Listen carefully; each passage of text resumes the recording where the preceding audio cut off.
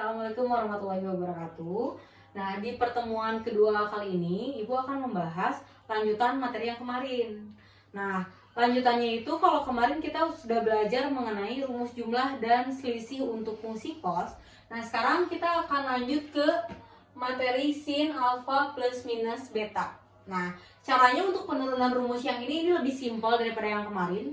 Kita akan turunkan dari rumus yang sudah ada. Kita lihat. Yang pertama, di sini Ibu akan mencari rumus untuk sinus alfa ditambah dengan beta. Nah, kalian ingat, di kelas 10 kalian sudah belajar yang namanya sudut berelasi. Nah, berarti kita tahu nih bahwa sin alfa tambah beta itu dia berelasi dengan kosinus dari 90 dikurangi dengan alfa ditambah beta. Ini untuk materi sudut berelasi. Nah, selanjutnya gimana? Nah, di sini kita bisa kalikan si negatifnya ke dalam ya. Jadi bisa Ibu tuliskan ini dengan kosinus dari 90 dikurangi alfa dikurangi dengan beta. Nah, sampai sini kalian lihat kita punya dua buah sudut di dalam tanda kurung cos ini. Nah, ini bisa kita anggap sebagai sudut pertama dikurangi dengan sudut kedua. Nah, kalau lupa, di sini Ibu ingetin. Kemarin itu kita sudah belajar rumus kosinus. Misalkan, anggaplah rumus yang kemarin cos A tambah B. Nah, cos A tambah B ini rumusnya kemarin adalah cos A dikali dengan cos B dikurangi dengan sin A dikali dengan sin B. Nah, sekarang kita akan gunakan rumus ini untuk penurunan rumus berikut. Kemarin ingat? Nah, kalau di sini dia negatif, nih, ini kan kalau dia positif di sini negatif. Nah, sebaliknya kalau di sininya yang negatif ya, nih. Kalau yang ini negatif, maka rumusnya di sini dia positif. Nah, sekarang tinggal kita masukin. Berarti ini bisa kita jabarkan menjadi kosinus 90 min alfa dikali dengan kosinus beta. Jangan lupa tandanya itu adalah positif. Sinus dari 90 min alfa dikali dengan sinus beta. Nah, setelah ini kalian ingat lagi nih sudut berelasinya. Cos dari 90 min alfa dia di kuadran 1. Lalu di sini dia pakai 90 derajat. Berarti dia berubah menjadi sinus alfa. Lalu di sini dia tetap kosinus beta. Nah, lalu yang ini berarti dia berubah menjadi kosinus alfa dikali dengan sinus beta. Nah, dari sini kita bisa tarik kesimpulan bahwa rumus untuk sin alfa ditambah beta itu sama saja dengan sin alfa dikali cos beta ditambah dengan cos alfa dikali dengan sin beta. Inilah rumus yang ketiga. Nah, untuk rumus keempat gimana? Caranya gampang. Kita pakai rumus ini aja yang ada. Nih ya, untuk mencari rumus yang keempat, rumus keempat itu kan sinus dari alfa min beta. Nah, ingat rumus yang kemarin, alfa min betanya kita akan nyatakan menjadi alfa ditambah negatif beta. Nah, terus kita pakai nih rumus yang udah kita cari tadi. Jadi kita gunakan saja rumus yang sudah ada. Nah, sehingga di sini bisa kita jabarkan menjadi sin alfa dikali cos negatif beta lalu ditambah dengan kosinus alfa dikali dengan sinus negatif beta. Nah, kemarin ingat kalau ada cos dari sebuah sudut yang negatif dia tetap menjadi cos yang positif. Tapi kalau untuk sin dari sudut yang negatif dia menjadi negatif sin sudutnya. Jadi di sini bisa kita tulis menjadi sin alfa kosinus beta dikurangi dengan kosinus alfa dikali dengan sin beta. Nah, negatif ini adalah hasil keluar dari sudut sinus yang negatif. Nah, berarti di sini sin alfa min beta tadi ya kita tinggal tulis ulang menjadi sin alfa cos beta dikurangi dengan cos alfa sin beta. Dan ini adalah rumus yang keempat. Nah, kita berarti tinggal menurunkan dua rumus yang terakhir. Dua rumus yang terakhir kayaknya cukup kalau Ibu tuliskan sebelah sini lah ya. Nah, berarti di sini bagian yang C. C itu adalah rumus dari tangen alfa ditambah atau dikurangi dengan beta. Nah, sekarang langkah awalnya sama dengan yang tadi. Yang pertama, Ibu akan menurunkan rumus untuk tangen dari alfa ditambah dengan beta. Kalian ingat, di trigonometri dasar kelas 10, tangen itu adalah nilai dari sin sudut dibagi dengan kosinus sudut. Nah, setelah itu kita udah dapatkan rumus-rumusnya. Kita jabarin. Berarti di sini kita peroleh sin alfa kali cos beta ditambah dengan cos alfa kali sin beta. Nah, lalu dibagi dengan kosinus alfa kali kosinus beta dikurangi dengan sin alfa kali sinus beta. Nah, sekarang gimana nih cara untuk menyederhanakannya? Nah, cara yang gampang untuk menyederhanakannya, ini kita kedua ruasnya ya, atas bawah bukan kedua ruas ya, salah. Nah, jadi di sini Ibu akan bagi atau Ibu akan kalikan dengan 1 per kosinus alfa kali kosinus beta. Harus adil ya. Jadi harus atas dan bawah yang kita kalikan. Nah, sekarang kalau kita kalikan dengan 1 per cos alfa cos beta, maka di sini lihat ada sinus, ini nanti dulu, berarti ada sin alfa kosinus beta dibagi dengan kosinus alfa kali kosinus beta.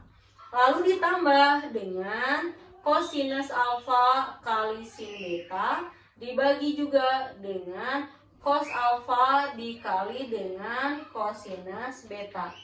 Nah, lalu penyebutnya berarti di sini ada kosinus alfa kali kosinus beta dibagi dengan kosinus alfa kali kosinus beta dikurangi dengan sin alfa kali sin beta dibagi dengan kosinus alfa kali kosinus beta.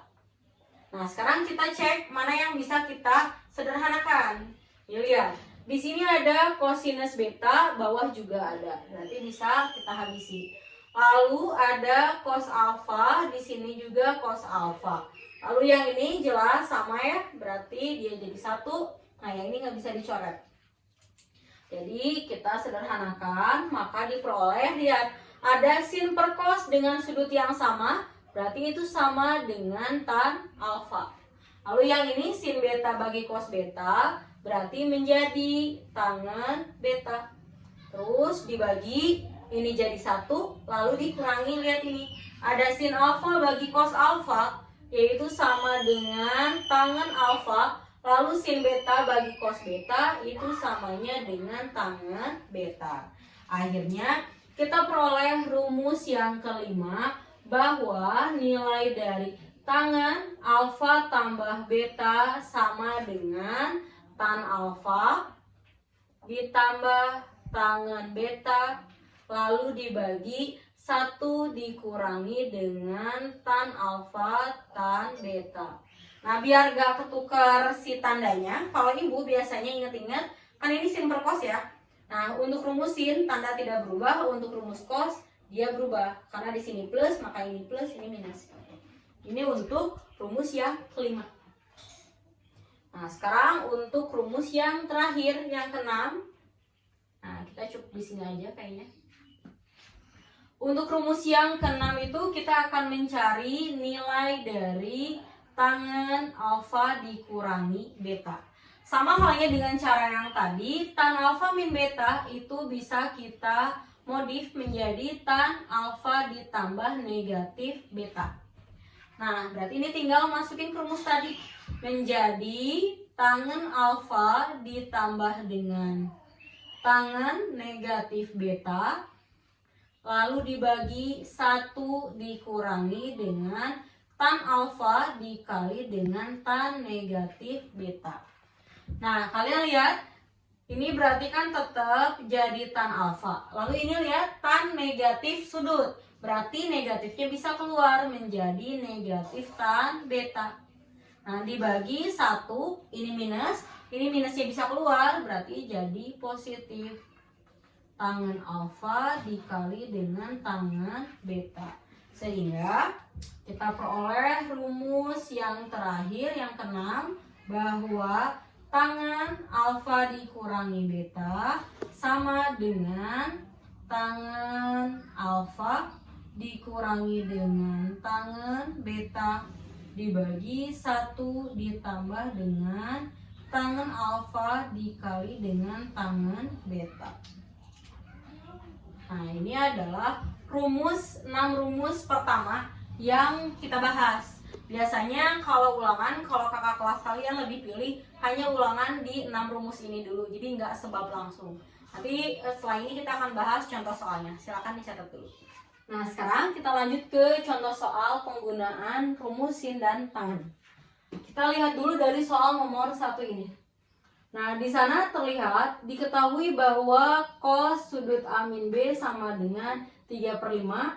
Lalu diketahui perkalian tangen dan ditanyakannya adalah cos A plus B. Ini masih menyangkut rumus yang kemarin ya, hanya muncul di sini ada unsur tangen. Jadi, langkah awalnya di sini ya, langkah awalnya kita lihat itu ada cos A min B. Nih, berarti cos A dikurangi B katanya sama dengan 3/5. Nah, terus rumus cos A min B tadi apa? Ingat, cos plus sin. Berarti jadi cos A dikali cos B ditambah dengan sin A dikali dengan sin B sama dengan 3/5. Nah, setelah ini kan yang kita butuhin itu nyari cos min sin ya. Nah, caranya gimana? Kita punya unsur satu lagi. Di sini lihat. Nih, ada yang kita ketahui lagi. Berarti tangen A kali tangen B bisa kita ubah. Nah, jadi di sini tan A dikali dengan tan B sama dengan 2. Itu sama aja dengan sin A kali sin B dibagi dengan cosinus A dikali cosinus B sama dengan 2. Nah, sehingga apa? Kita bisa peroleh persamaan bahwa sin A dikali dengan sin B sama dengan 2 kalinya cos A dikali dengan cos B. Nah, ini kita dapat sebuah persamaan. Nah, terus persamaan ini bisa kita substitusikan ke sini. Jadi, kalau kita substitusikan ya, di sini kita peroleh cosinus A dikali cosinus B. Nah, sin A sin B-nya kita ganti dengan 2 kalinya cosinus A kali cosinus B sama dengan 3/5. Nah, kalian bisa lihat ada 1 cos A cos B ditambah dengan 2 cos A cos B. Berarti itu bisa disederhanakan menjadi 3 kali cos A kali cos B sama dengan 3/5. Nah, di sana lihat dua-duanya ada 3 kan, bisa kita coret. Jadi kita ketahui bahwa nilai dari cos A dikali cos B sama dengan 1/5. Ini kita dapat persamaan yang kedua. Nah, baru setelah ini kita cari dulu sin A sin B-nya ya. Dari hasil yang tadi berarti kita peroleh 2 kali 1/5 yaitu 2/5. Akhirnya untuk mencari nilai cosinus dari A tambah B itu sama dengan cosinus A kali cosinus B dikurangi dengan sin A dikali sin B. Nah, kita substitusikan. Cos A cos B yaitu 1/5. Nah, lalu di sini dikurangi dengan 2/5. Sehingga jawabannya adalah negatif 1/5. Itu untuk soal yang nomor 1. Nah, jika ada yang bingung, kalian boleh komen di Google Classroom ya, di bawah videonya. Nah, sekarang kita lanjut ke soal nomor 2. Nah, kalau untuk soal nomor 2 ini caranya sama dengan di pertemuan pertama, yaitu dengan menggunakan segitiga bantu. Jadi, di sini langkah awal kita akan melihat ada sin A sama dengan 15/17. A-nya itu ada di kuadran 2. Nah, berarti di sini kita akan membuat segitiga bantunya. Nah, di sini ini kita anggap sudut A-nya. Ingat, sin itu adalah demi ya, berarti depan 15, miringnya 17. Berarti sisi sampingnya berapa? Ini triple Pitagoras kan? Yaitu 8, 15, 17. Nah, karena dia A-nya itu ada di kuadran 2, berarti di sini yang kita butuhin itu nanti nilai cos A dan nilai dari tangen A. Nah, cos A di kuadran 2 dia negatif, tangen di kuadran A juga dia negatif. Nah, cos A-nya berapa? Yaitu samping per miring.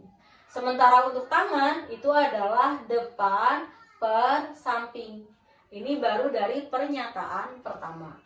Sekarang lanjut ke pernyataan kedua.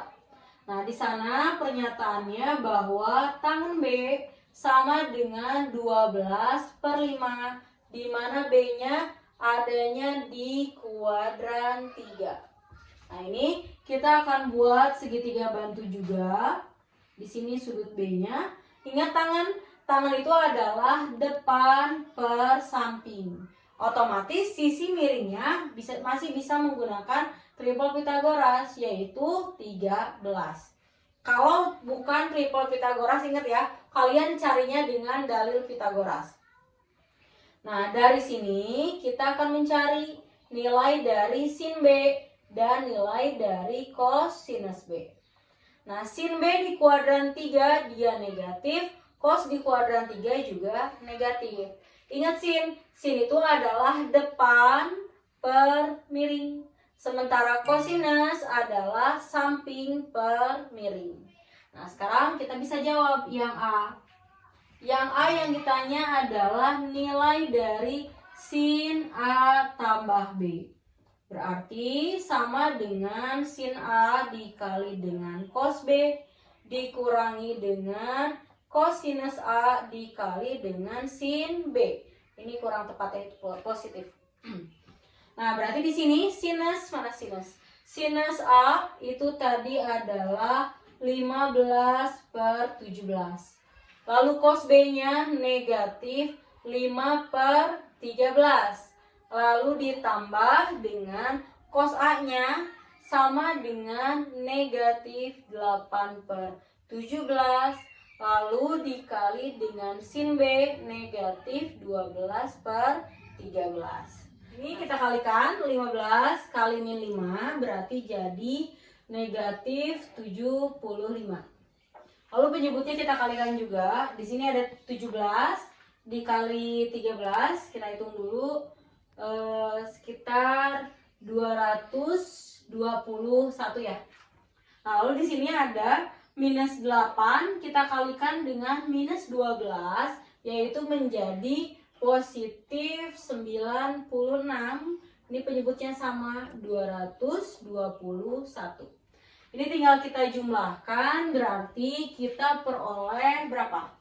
Yaitu 21/221. Nah, ini untuk jawaban yang A. Nah, untuk jawaban yang B, kebetulan kan space-nya juga udah penuh. Coba kalian coba di rumah ya, ini jawabannya berapa. Nanti kita samakan jawabannya. Nah, sekarang kita lanjut aja langsung ke soal nomor 3. Nah, ini jenisnya agak beda lagi. Kalian bisa lihat, yang diketahui itu ada penjumlahan sudutnya. Alfanya berapa, alfa tambah beta itu 30. Tapi kita nggak tahu si alfa berapa derajat, beta berapa derajat. Dan nggak perlu tahu juga gitu. Nah, sekarang kita lihat ya caranya. Yang diinginkan itu adalah cos alfa sin beta, yang diketahui sin alfa cos beta. Coba kalian ingat-ingat, rumus apa yang memunculkan sin cos kosin di antara 6 rumus yang tadi? Nah, kalau kalian ingat-ingat, ini adanya di rumus sinus. Berarti kita akan gunakan rumus sinus. Nih, dari yang diketahui. Pertama kan ada alfa tambah beta itu samanya dengan 30 derajat. Sekarang kiri dan kanan kita kasih fungsi sinus. Berarti jadi sin alfa ditambah beta itu sama dengan sinus 30 derajat. Tinggal kita uraikan. Ini menjadi sin alfa dikali dengan cos beta lalu ditambah dengan cosinus alfa dikali sin beta. Nah, jangan lupa nilai dari sin 30 derajat berapa? Yaitu sama dengan setengah. Nah, kita lihat sin alfa cos betanya sudah ada, yaitu 1/3. Kita tambahkan dengan cosinus alfa dikali sin beta sama dengan setengah. Sehingga diperolehlah bahwa cos alfa kali sin beta sama dengan setengah dikurangi 1/3. Kita samakan dulu penyebutnya. Berarti penyebutnya 6 ya. Lalu ini 3 kurangi 2. Jadi diperoleh deh bahwa cos alfa kali sin beta sama dengan 1/6. Nah, untuk mengasah kemampuan kalian harus banyak latihan karena jenis soal trigonometri itu banyak banget. Ini baru 3 jenis ditambah 3 jenis yang di pertemuan pertama.